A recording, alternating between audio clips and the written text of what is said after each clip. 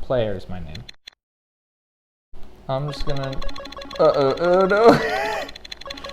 What's happening? Disaster! What?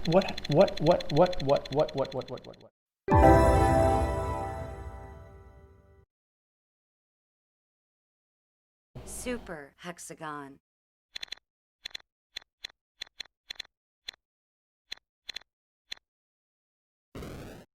Uh-oh. I don't want to be player. No, that's not my username. Wait, hold up. Hold up, boy. Wait. I go back. No, wait. wait. What? I do want to change my username. No, I want to change user. Yeah, we'll just be player for now, and that's okay. So this is Super Hexagon. This is a game that I played a lot of, and it is very good. I want to play more of it, and it's in the itch bundle, so I'm gonna play more of it. Yeah. As we see, there are 3 difficulties. We're gonna start just with the easiest one. Very easy. I'm this triangle here in the middle. There are walls that are going to be coming towards me. I will have a warning for the colors and lights and the movement, sort of a little more up front of this video. But the music is a bop. If I last for 60 seconds, then I unlock the next sort of dealio. This, I believe, I don't even know if it was originally made for iOS devices, but that is how I played it.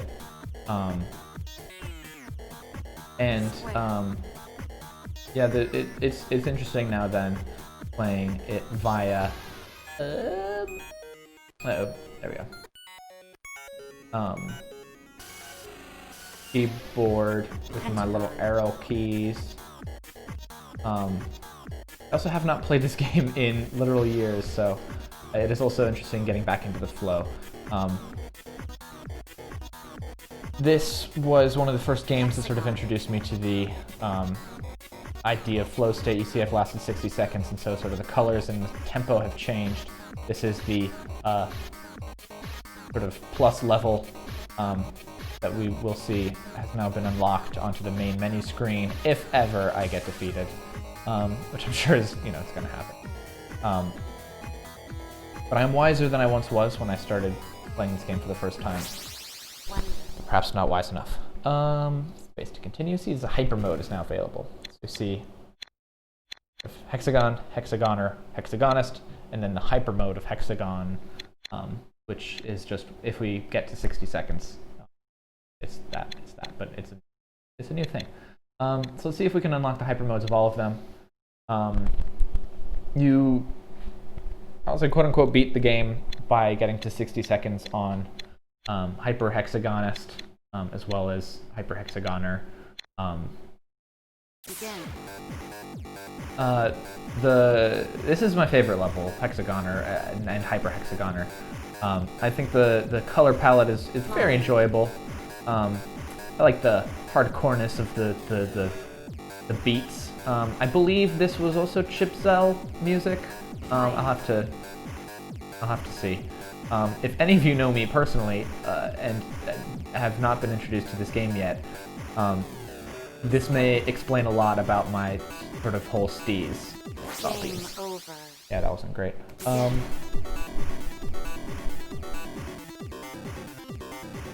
Does Twitch still say we're playing Fall Guys? That makes sense. They didn't change that.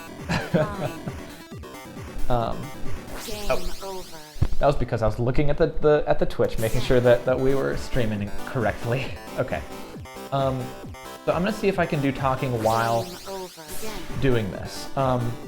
Okay, so one, I think that this was a really good iOS game because one of the big draws of having a game on your phone is that it's just a thing that you pull out if you are, like, I don't know, waiting in a line or something. Game over.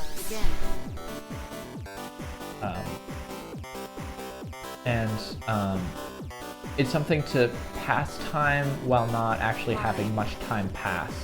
And this is something where the goal of it is not to do something quickly, as in I'd say most video games, your goal is to sort of complete the thing quicker. This is a game which cannot be done more quickly than time passes.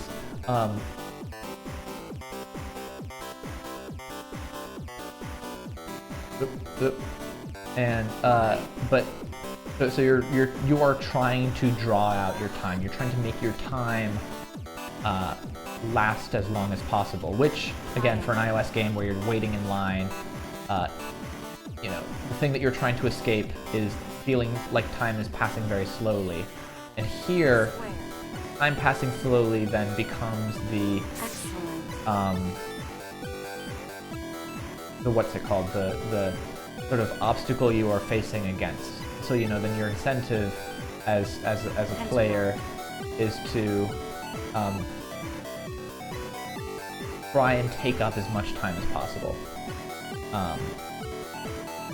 But it's also very quick to both jump into and jump out of and jump back into. There we see. This Hexagoner. Oh, it has been a while since I've seen it on that level. We're gonna hop back into Hexagoner for a bit. Again, these are very, very quick matches. You see, I was struggling to complete a minute there, and passing a minute of time feels like a success, which I think is what was it? 2 arrows? Why the? Oh, that's a little shadow of it. Shadow there. Okay, I got it. Game over.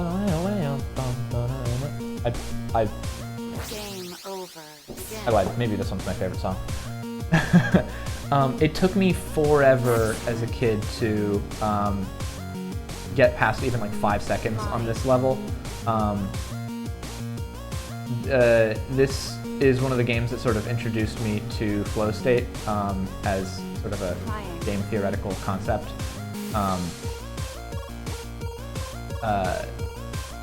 I love those big spirals. Okay.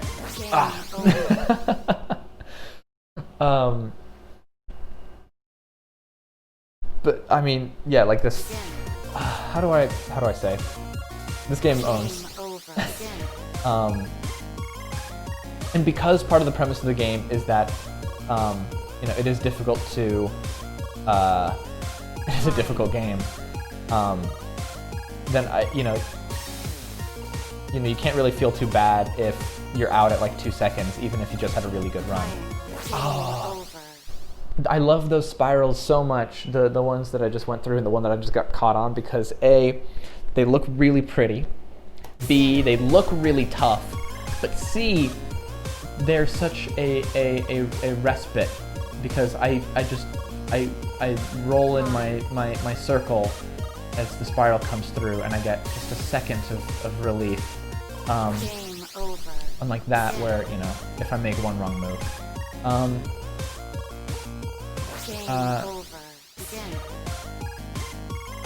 So while I'm talking about games that I like a lot, all those Mario 35th anniversary ports got announced. I don't know. I just wanted to let's chat about that for a second while we're blasting fucking John Wick Club music. Oh God, I wish John Wick would use this music. That'd be fucking choice. I think the big one announced was the 3D All Stars, which I own all of those games, and I'm very tempted to buy it, which is I'm of mixed feelings about, because I know I don't need to spend that money, because I still have the consoles and all of the save files, and everything still runs good for me to play all of those. The thing instead is that oh no, I was so close. Okay, but the thing is that I think it's a testament to the Switch as a console itself, that like I foresee myself using my Switch more than I do like plugging back in a Wii to play. I mean, the virtual console port of Nintendo of Super Mario 64. One of the Twitch reflex things, coming back to this game real quick, that is sort of the biggest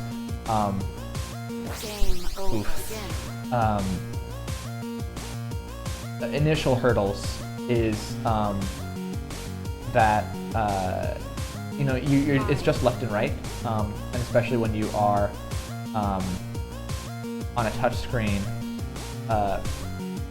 what looks to you like going left is not always. Oh, those are always so tricky. It's not always going left. So for example, I'm clicking right here, and it's just about training your brain to think of sort of left and right as clockwise and counterclockwise, sort of as though you were along the top of the screen. As opposed to, for example, how ladders work in a lot of games, where like if you start to go up and then like the camera turns and then you press down, you continue going up because relative to the camera, that's where your motion is, or something like that. You know what I'm talking about, right? Like it happens in Uncharted all the time.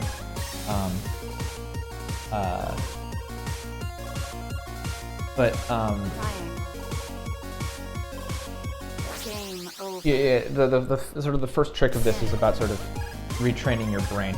You know what? I think this would be a fucking great game for the, what was it, the Playdate, the little handheld with a crank, because then you could crank your Super Hexagon, like you know, physically move yourself sort of around in that way. The kind of trouble with that is, you know, the screen itself is moving around too, and so I wonder if that would be sort of just a different kind of disorienting. If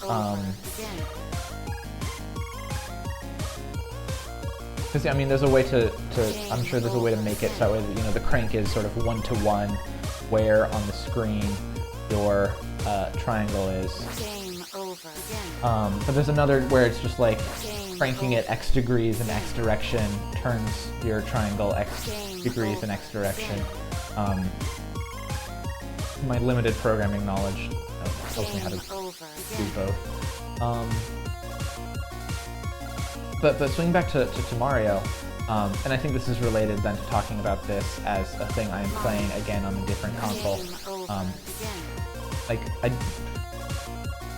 I have essentially my brother's login to Super Hexagon through an older like iPod, but I'm not going to drag out my old iPod to play this game.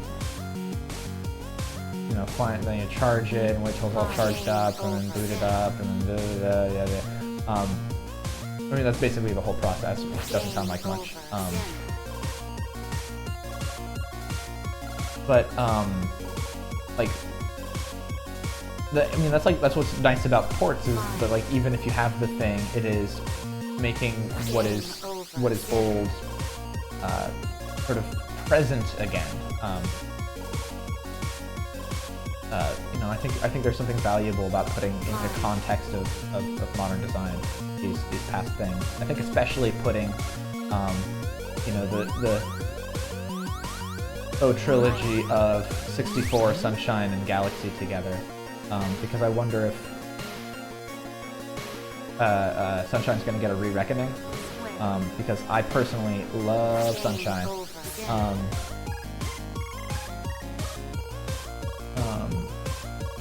Probably, you know, I had a higher sort of patience for it as a child is probably part of it, but I mean, the kind of stunts that I would do in Odyssey felt very much to me like a lot of the sort of potentials that I could see happening in Sunshine, or like some things that I would like accidentally do in Sunshine, and when I play Odyssey, I'm like, okay, cool, I get how to do it, because I'm no Glemic 64 speedrunner.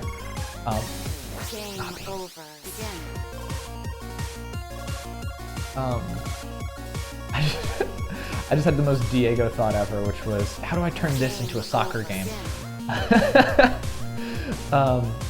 There are a couple soccer games in the itch bundle. We'll get to them as well. Game over.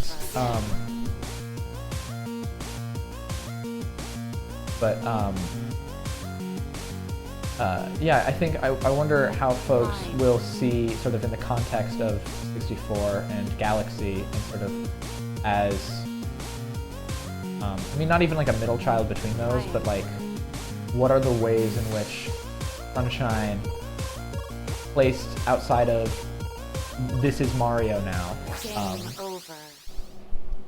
Okay, I don't know if I'm gonna do this one. I'm gonna head back to Hexagon. We get that Game over.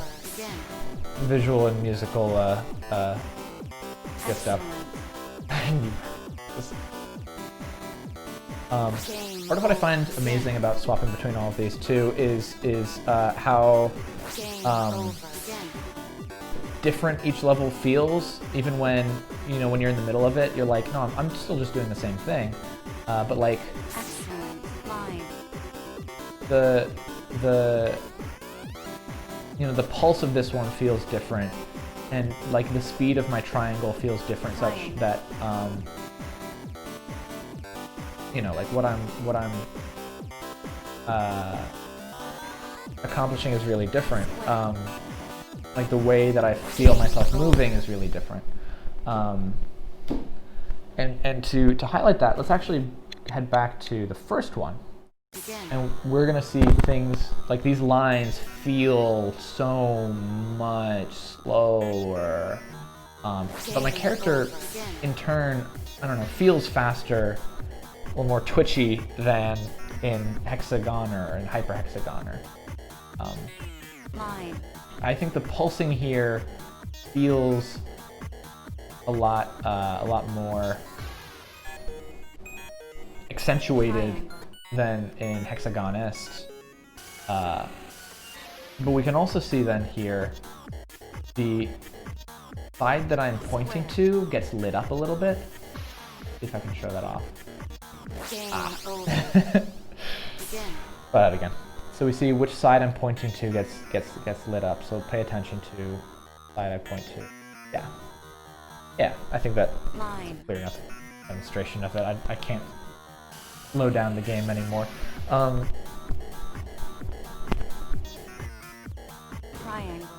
But I also, I think it's interesting thinking about the Switch then in terms of these ports as, it is a sign of the Switch's success that they are giving all of these ports to it. As opposed to, I don't know, for example, like the Wii U. You can get ports, it got new games. But it didn't get like a mainline Mario, it didn't get it is, I think, by this point, pretty well and truly become sort of a more forgotten console. The only game I can think of that hasn't been ported to the Switch is a Nintendo Land, which is my favorite Wii U game, but also in part because it does things you can't do without, essentially having, sort of requiring two Switches. But, I think similar to, I can't really say this about the Wii because there was, backwards compatibility. But I think we can see this in something like the PS4, where, the continuation of ports,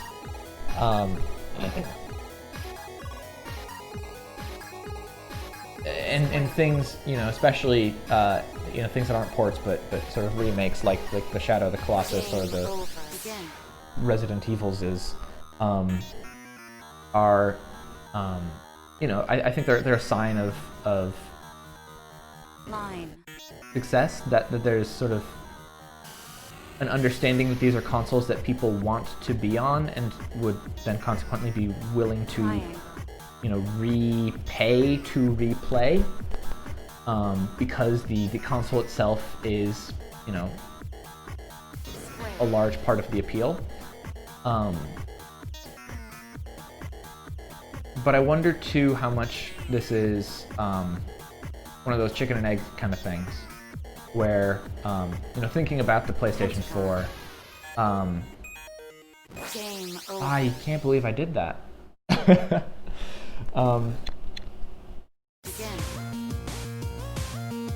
Thing about the PS4, like a lot of its launch appeal was play the games that you did on the PS3, but higher resolution.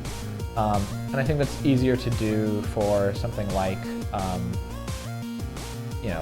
if what you're pushing is Uncharted or Last of Us, Game over. Begin. where a lot of the draw of those things is graphic fidelity. Line.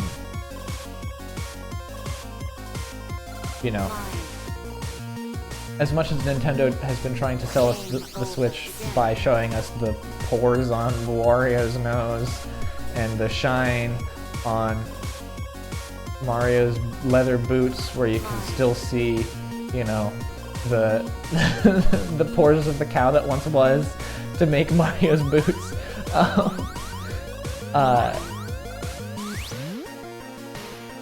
Then, like that's not the sort of appeal of the Switch. Like the 64 Mario 64 port isn't being and also a Star Fox Zero, which again I thought was a very solid B game. Line. Game over. Begin. I think so for one, Mark Brown, Game Maker's Toolkit has a great video on Star Fox Zero. Line. That shares most of my frustrations with it.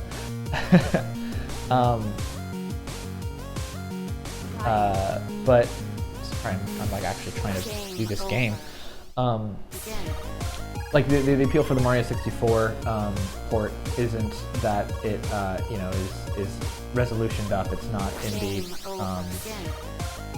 the modern style, I guess. Although I think that would be pretty neat. Blue Point, get on Mario. Line. Complete tangent to the tangent, because this is how this game makes my brain function. I feel like that's kind of the kind of service that I think like a healthy modding community brings, is like, people are willing to put in the work Line. to, see something that they want brought into the world, and that is, usually the impetus for good art. It's just if it happens to be something that you were not the sort of original generator of, then it is scoffed at. Look at fan fiction. It is people seeing something they want brought into the world, and they're like, oh no, just use your own original characters. So it's like, well, maybe I want my Finn fanfic, not just Game person over. who is Begin. cough cough totally not Poe, and person who is cough cough totally not Finn. And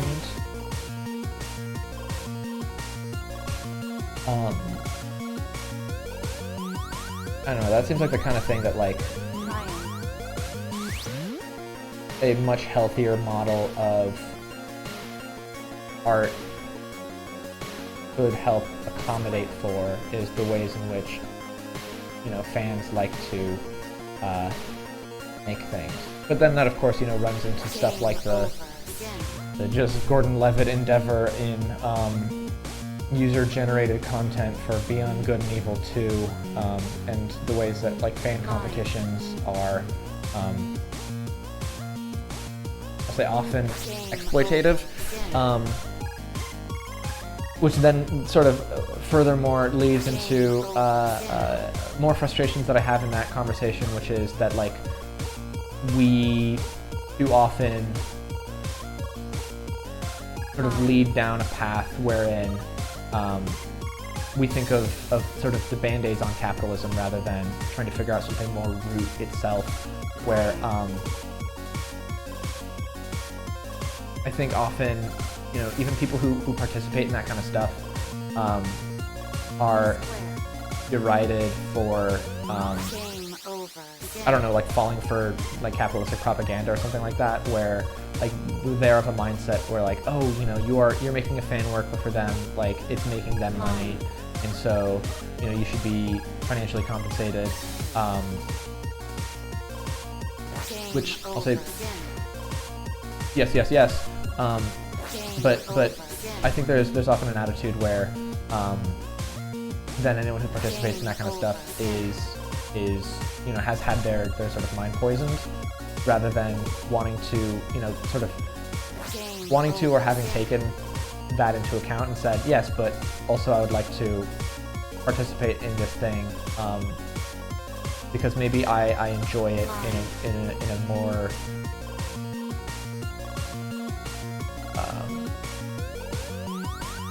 in a less transactional way, I guess. I think that there's a way in which so why I call it a sort of a band-aid on capitalism is that part of the goal of Marxism and part of the goal of trying to create a better society is that we don't have to, I ran smack into that, is trying to make a society in which we get to do the things that fulfill us, and so the problem I think that people then have with sort of any type of fan-made, fan-generated thing is that it creates a sense where they are taking advantage of your desire for fulfillment to get their own monetary gain. And you should also be party to that monetary gain. And the fact that, you should also be party to that monetary gain is not the part that I have issue with. It's the part that, I was right on the line there. That there's this sense that I get that there's almost disrespect for folks who might find fulfillment in contributing to something like that and having the possibility of seeing their work in this other thing.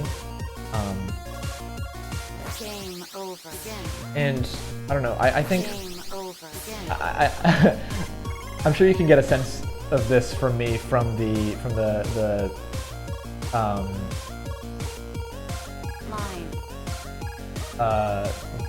Cadence of Hyrule playthrough we did,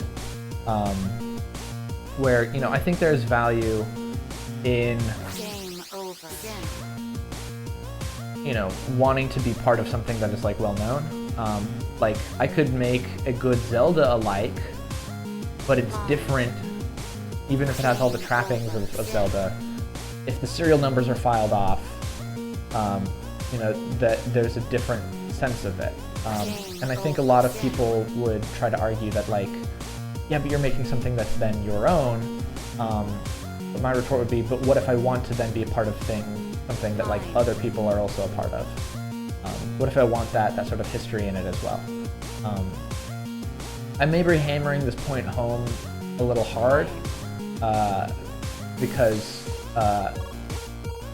I've participated in a one of them fan contests.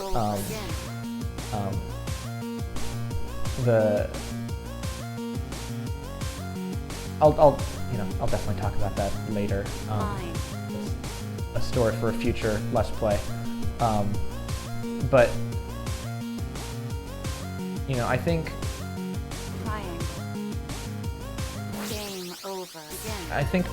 it's very tricky. Thinking about because another part of it is like if you contribute to a fan contest like that, and your work is not used, then you are essentially doing spec work. Game over. You are creating a piece that is more likely than not going to be able to be used for your own thing. Game over. But you are not getting paid for the work of making that.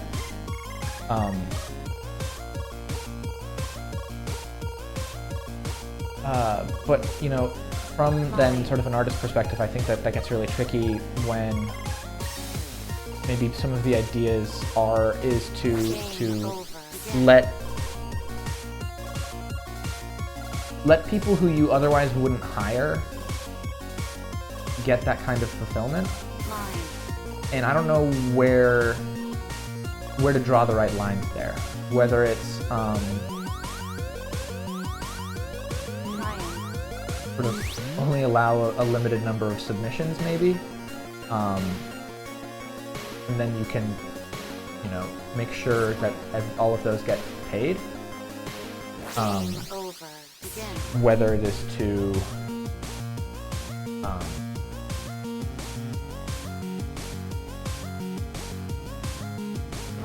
yeah, I don't know. My silence is half trying to concentrate on the game, half just like that's an arena in which I don't know, because again, like if Zelda said, hey, there's a chance for you and your work to be in a Zelda game without having to like learn coding and go through the process of being hired by Nintendo and all that other jazz, like I can imagine being like psyched for that. I can imagine being pumped for that opportunity. I say the word opportunity with hesitancy because again that phrasing itself is Game over. tricky and potentially poisonous.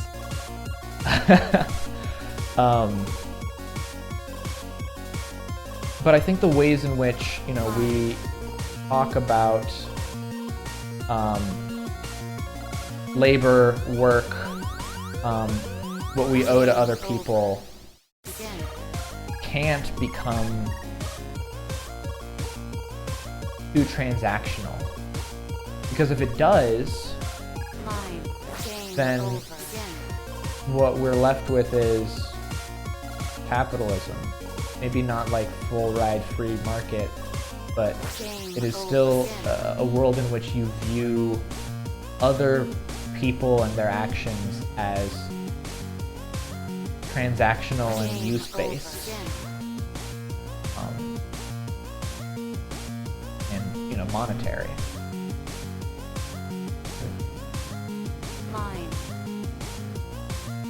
Band-aids on capitalism are good and in the immediate term necessary. So maybe don't be a part of Joseph Gordon-Levitt's thing. But also, you know,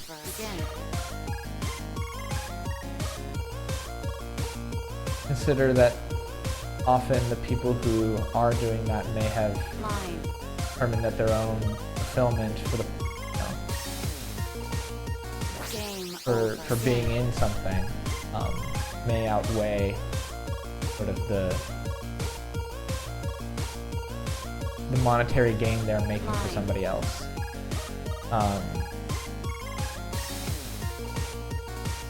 Because, you know, the idea of, you know, this is a cult classic that hasn't, it's talking specifically about something like Beyond Good and Evil 2. The first one, you know, being like a cult classic that a lot of people still have, you know, a lot of like respect for and formative for folks. I am here talking out of my ass because, you know, that was not me, but just the way in which I hear people talk about it, that is the impression I get, I'll say.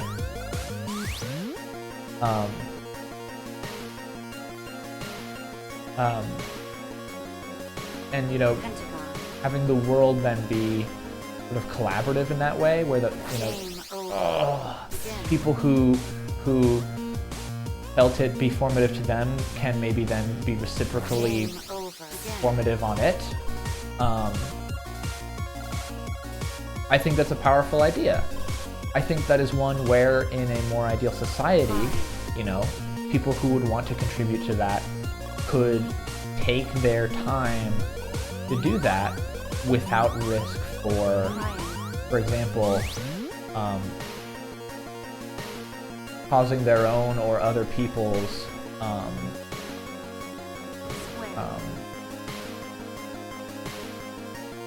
harm or sort of lack of resources or opportunities.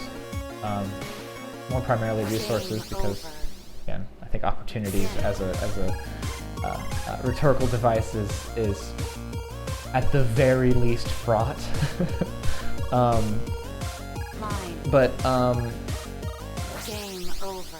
I have no clue how long I've been playing this. I've probably been playing this for longer than the word game. But I want to finish this thought, and then we'll close it out. I thought that talking about Mario stuff would get me to hit gold, or not gold, but hit a conversational vein with myself, and I guess I was correct. We're very far from that place. Game over. Again.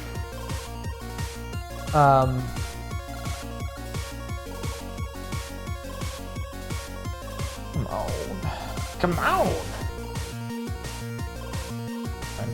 I'm talking.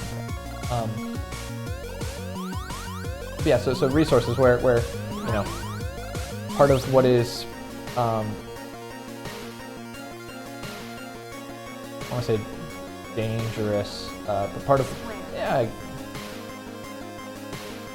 what is potentially dangerous or harmful to people whose maybe job it is to be making art, Game over. Again. is that, you know, if that is like the thing that you do, then if something like this comes up, you are again working on speculation. You are working to make a thing for a thing that you might not get compensated for. And so if it is your job to do that thing, and you are doing your occupation without Game over. Again. without compensation for your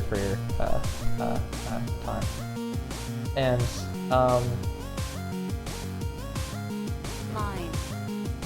ooh, Game over. I made a cool move, but then I landed myself in a bad spot.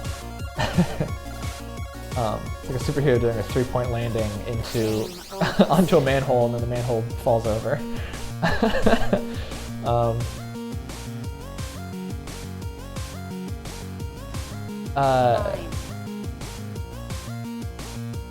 Game over.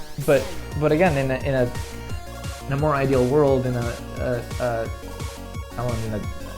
maybe not cash-based economy, Game you know, over. Again. you know, the ideal, the utopia, the dream, I think, would be to sort of chase the passion, at least for a bit, to be like, okay, cool, I'm gonna see if I can make a thing for this thing, and have that be a thing that, you know, someone can do without sort of having to place either all or none of their chips on it, right? Oh no. Over. Again. Like create that as a Game over. Again. you know, as a way for somebody to do a thing that they want to do. Going back to this fulfillment thing. Game over. Again.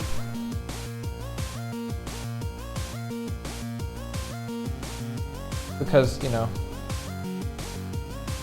part of the, you know, equity, I think, is the Game over. Again. means to an end. And the ends then, you know, being fulfillment.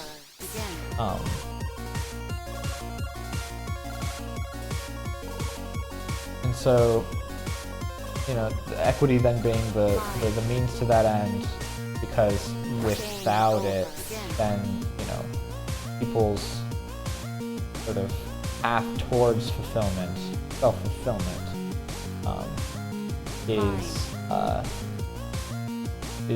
is limited, is not the same as other people's. This sounds like I'm saying just like very clear and obvious stuff, but I know in my heart that for some people, you know, at least the phrasing and the equation of these things might be new, and so I'm trying not to be I don't know, harsh about it, I guess.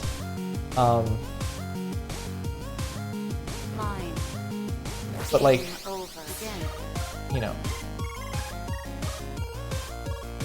I want to lead a good life where I do things that, you know, make me feel nice and good and happy.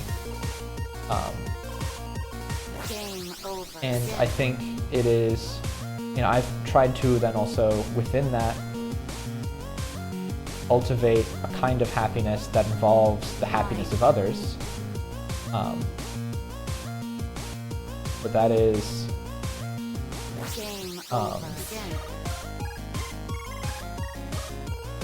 also still just part of, you know, my own self-fulfillment. I think, you know, I think it is good that there is often a degree of selfishness and altruism, because if there couldn't be, then I don't know if it could be sustainable, right?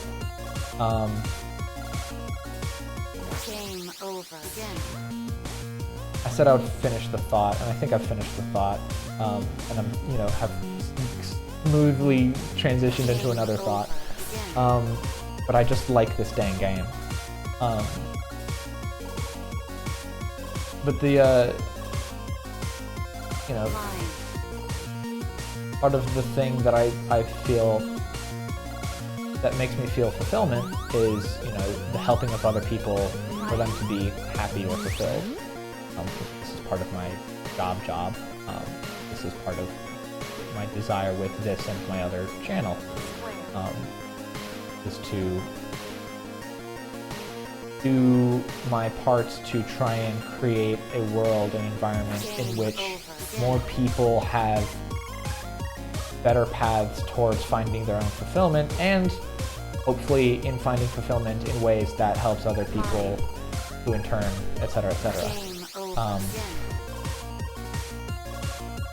And so, yeah, then sort of once more circling this back to and even where this all began, I think that could be, you know, part of a healthy, you know, balance between, for example, a modder community and a game publisher, wherein something like updated graphics on Mario 64, or maybe we try to get it to be inline, or maybe even, you know, using partial or sort of modified models from something like Mario Odyssey.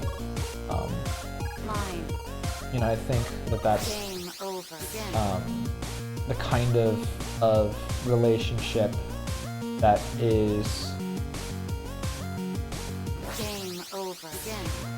a product of two kinds of fulfillment from two different parties that should be more compatible, but the incentives of needing wage in order to have food and copyrights involvement in all of that, as well as some other, you know, I'm sure parts that are just about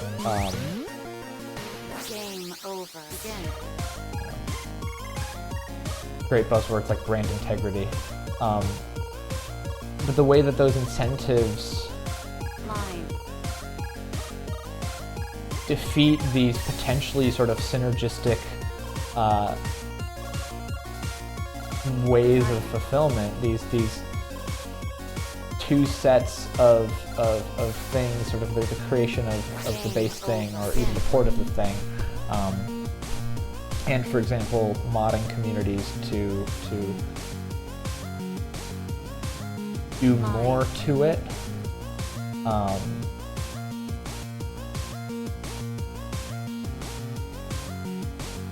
You know, if part of the goal and the fulfillment is like to make art and make good art, then you know, that collaboration with others in order to sort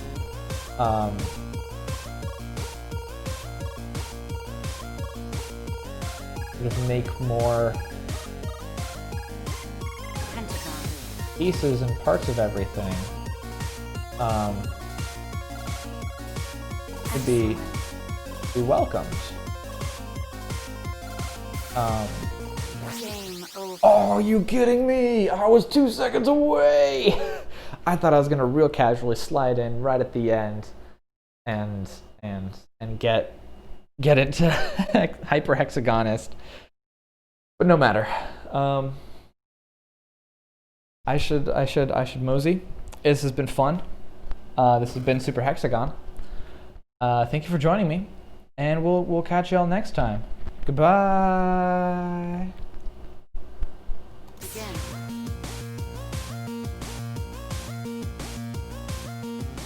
Oh, I have to actually end the stream, huh?